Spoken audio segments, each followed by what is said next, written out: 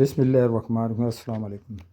आज की वीडियो बहुत इम्पॉर्टेंट होने वाली है और इसमें मैं आपको हेलमेट का मोल्ड बनाने का तरीका बताऊंगा स्टेप बाय स्टेप।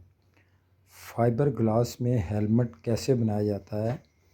मगर मैं आज आपको कार्बन फाइबर का हेलमेट बनाने का प्रोसीजर बताऊंगा कि आपने कार्बन फाइबर हेलमेट को कैसे बनाना है। तो चलें वीडियो का आगाज़ करते हैं। मैं आपको पहले कुछ बेसिक चीज़ें बताता हूँ। स्टेप बाय स्टेप हम चलेंगे ताकि आप लोग समझ जाएं और इसको आगे इसके जितने भी स्टेप आएंगे उसको फॉलो करें, गौर से देखें, समझने की कोशिश करें।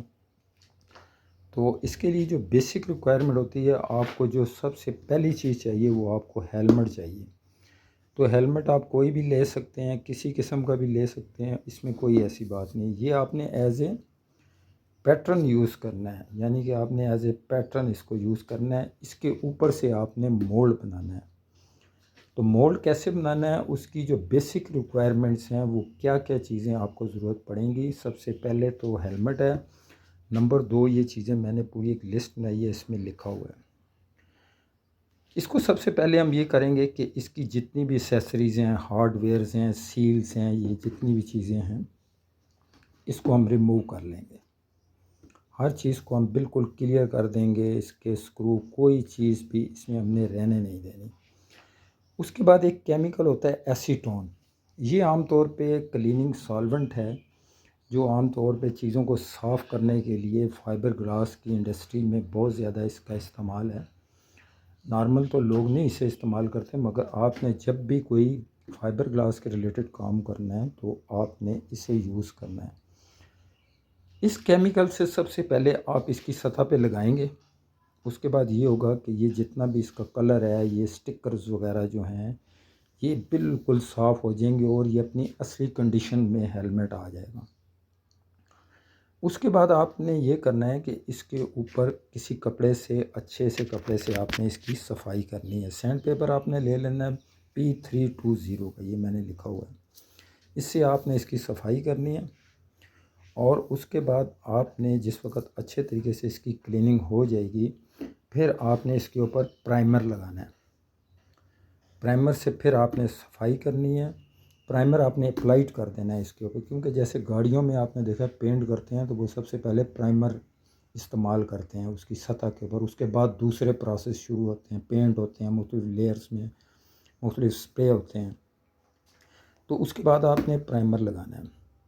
फिर जिन चीज़ों की आपको ज़रूरत पड़ेगी उसमें क्लॉथ है, सॉफ्ट येलो वैक्स है, फोम बोर्ड है, सिलिकॉन विद हार्ड गन है, नाइफ़ है, वैक्स मोड रिलीज़ है।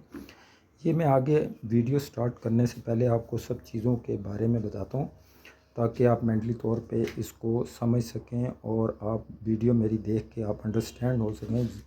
जो वीडियो मैंने एडिटिंग की है उसमें आपको फिर वैसे स्टेप समझ आ जाएंगे जब आप बेसिक एक चीज़ समझ जाएंगे।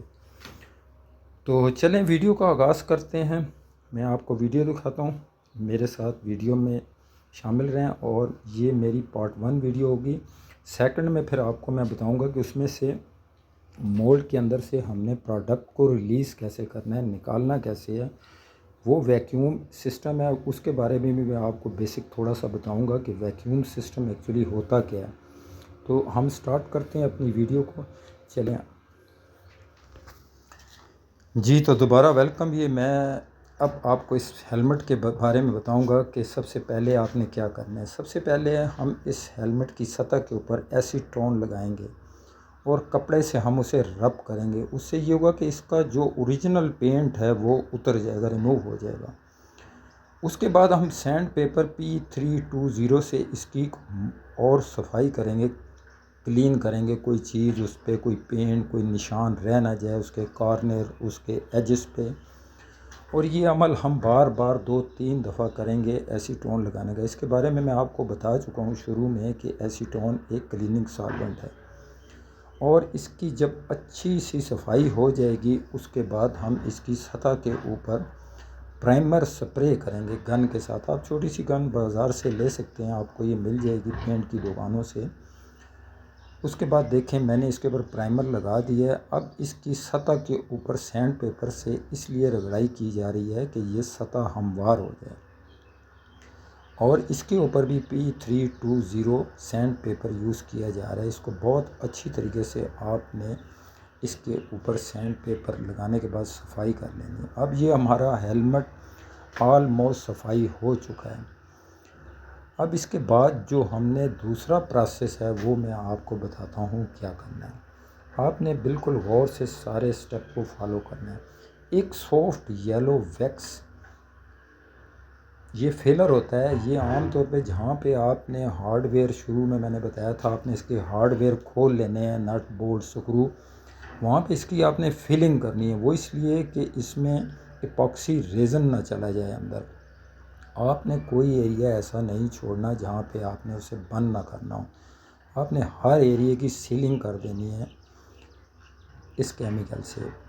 उसके बाद जो आपका एरिया जहाँ से आप देखते हैं जब मोटरसाइकिल चलाते हैं, तो उस एरिया को भी आपने फोम बोर्ड एक देना है, उससे प्रॉपर उसका साइज़ काट के कटिंग करके उस एरिया में लगा देना है, जिससे वो एरिया बंद हो जाएगा। ये देखें, ये काटा जा रहा है फोम बोर्ड। इसको उस तरीके से काटना है जैसे उसकी स्ट्रक्चर है, उसकी कर्वेचर है। उस एरिया को आपने बिल्कुल कंप्लीट 100% बंद कर देना है। और उसके बाद आपने हॉट मेल्ट जो सिलिकॉन ग्रीस गन होती है, उससे वहाँ पे जो उसका सिलिकॉन है वो वहाँ पे अप्लाई कर देना है, उसकी सीलिंग कर देनी है। क्योंकि आपने बाद में जो प्रोसेस करने हैं उसमें जो इपॉक्सी रेज़न है वो वहाँ से अंदर ना चला जाए। अब आपने दोबारा सॉफ्ट येलो वैक्स के साथ उस एरिया को भी आपने सील करना है जहाँ पे आपने ब्लैंकिंग की है, जिस एरिया को आपने बंद किया है। आपने बहुत अच्छे तरीके से वहाँ पे सीलिंग करनी है, कोई एरिया रहने जो। उसके बाद आपने उस एरिया की ट्रिमिंग कर लेनी है, क्योंकि आपने जिस तरीके की हेलमेट की कर्वेचर है वो सतह आपने उसी तरह रखनी है। उसके ऊपर एक्स्ट्रा मटेरियल जो आपने लगाया था वो रिमूव कर लेना है। उसके बाद आपने एक धागा लेके इसको 50% का निशान लगा के हेलमेट को डिवाइड कर लेना है, दो हिस्सों में इसकी डिवीज़न करनी है, इसको डिवाइड कर लेना है आपने। तो अब आप देख सकते हैं कि पेंसिल की मदद से इसे डिवाइड किया जा रहा है। उसके बाद फिर आपने एक बोर्ड लेना है, एक शीट लेनी है जिससे आपने सीलिंग की सी, उसको दो हिस्सों में ऊपर आपने 50% डिवाइड कर देना है। और वही आपने येलो वैक्स यूज़ करनी है ताकि एक साइड का सीलन जो है उस साइड पे शिफ्ट ना हो जाए, क्योंकि आपने ये मोल्ड 2 पार्ट्स में बनाना है। आप देख सकते हैं इसको 50% बहुत अच्छे तरीके से डिवाइड कर दिया गया है। अब हमारा हेलमेट ऑलमोस्ट प्रोसेस के लिए रेडी है। इसके ऊपर हमने वैक्स मोल्ड रिलीज़ क्रीम का इस्तेमाल करना है। ये आम तौर पे जो क्रीम होती है ये रिलीज़ करती है किसी चीज़ को सतह से। अगर आप ये यूज़ नहीं करेंगे तो वहाँ पे केमिकल फंस जाएगा, रुक जाएगा। उसके बाद आपने PVA इस्तेमाल करना है। PVA भी एक केमिकल होता है, ये उसकी सतह पे ये रिलीजिंग एजेंट है एक्चुअली। इसको भी आपने सतह पे लगा देना है ब्रश के साथ। 3 दफ़ा आपने इसको अप्लाई करना है और हर लेयर के बाद आपने वेट करना है सूखने का, सेकंड थर्ड। ये हमारा थर्ड मरला शुरू हो गया। इसमें हम इसके ऊपर जेल कोट अप्लाई करेंगे इसकी सतह के ऊपर। जेल कोट के अंदर ऑलरेडी पिगमेंट्स और ये चीज़ें मिक्स हैं। ब्लैक कलर का पिगमेंट्स हम यूज़ कर रहे हैं, इसके अंदर कोबाल्ट भी मिक्स है। हार्डनर हमने उसकी परसेंटेज के हिसाब से मिक्स कर लिया। और जो हमने बोर्ड लगाया था उसके ऊपर भी आपने जेल कोट अप्लाई करना है, क्योंकि हमें 2 हिस्सों में इसका मोल्ड चाहिए। तो ये इसकी एप्लीकेशन की जा रही है। आप इसको 2 कोट में भी कर सकते हैं, मगर पहली कोट को आप थोड़ा सा क्योर होने देंगे, आधा घंटा टाइम देंगे। सेमी क्योर के बाद आपने सेकंड कोट लगाना है ब्रश के साथ। आप छोटा 1 इंच का ब्रश यूज़ कर सकते हैं।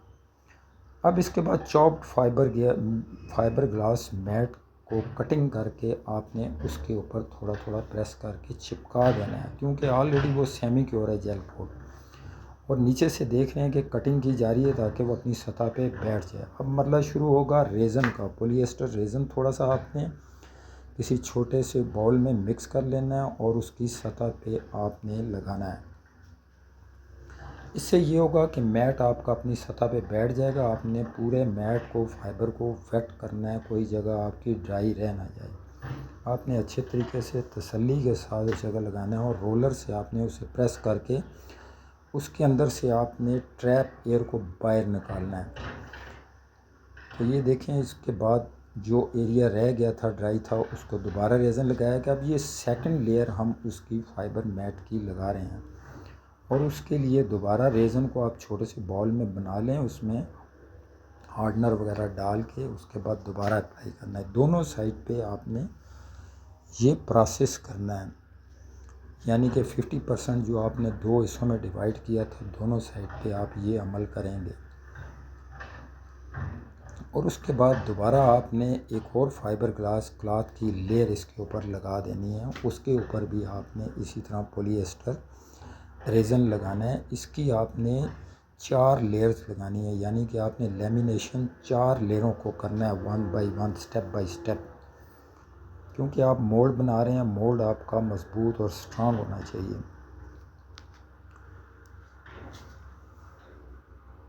अब आपने 5 घंटे इंतज़ार करने के बाद, ये डिपेंड करता है टेम्परेचर के ऊपर। अगर टेम्परेचर गर्मी ज़्यादा है तो आपने जल्दी मोल्ड को रिलीज़ करना है। उसके लिए आप 3 घंटे भी टाइम दे सकते हैं, आधा घंटा, घंटा दे सकते हैं, मिनिमम घंटे से कम नहीं देना है। ये डिपेंड करता है उसकी टेम्परेचर के ऊपर।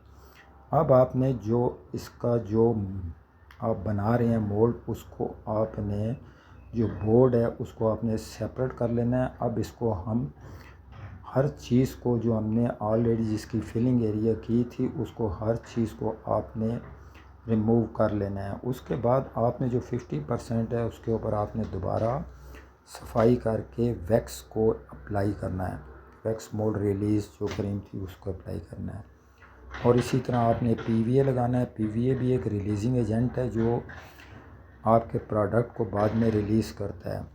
उसके बाद आपने जेल कोट की सतह लगानी है। ये अमल आपने दोनों तरफ करना है। ये अब दूसरी साइड पे हम इसी तरह कर रहे हैं जिस तरह हमने पहले किया था। ये प्रोसेस दोनों साइड पे हो रहा है।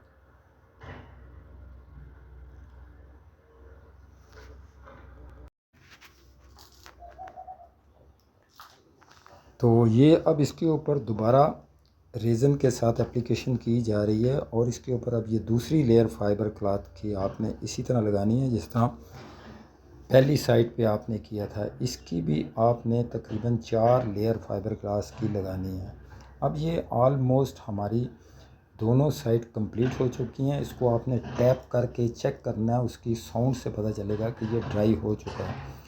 अब आपने जो साइड पे एज बनाया था उसके अंदर आपने होल कर लेने हैं। वो होल इसलिए किए जाते हैं कि बाद में जिस वक्त आप इसको दोबारा मोल्ड को अपनी जगह पे लगाएंगे तो आपको एक रेफरेंस पॉइंट मिलेगा कि आपने मोल्ड को इस जगह पे जोड़ना है। अब ये बाकी जो एक्स्ट्रा जगह है इसको आपने अलहदा कर लेना है। ये हमारा जो मोल्ड बना है, अभी हमारा प्रोसेस काफ़ी रहता है इसके आगे। इसको अब हम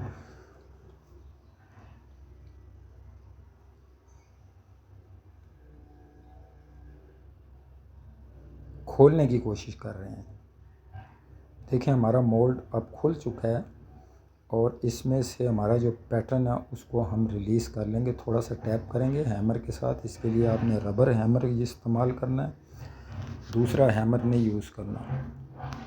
तो चलें वीडियो, अब नेक्स्ट वीडियो में मैं आपको फर्दर अगले स्टेप बताऊंगा। अभी यहाँ तक हमारा मोल्ड बिल्कुल रेडी है। इसकी हम तैयारी करेंगे, सफाई वगैरह, क्लीनिंग वगैरह, इसको हम तैयार करेंगे कि इसमें से हमने प्रोडक्ट कैसे निकालना है। शुक्रिया।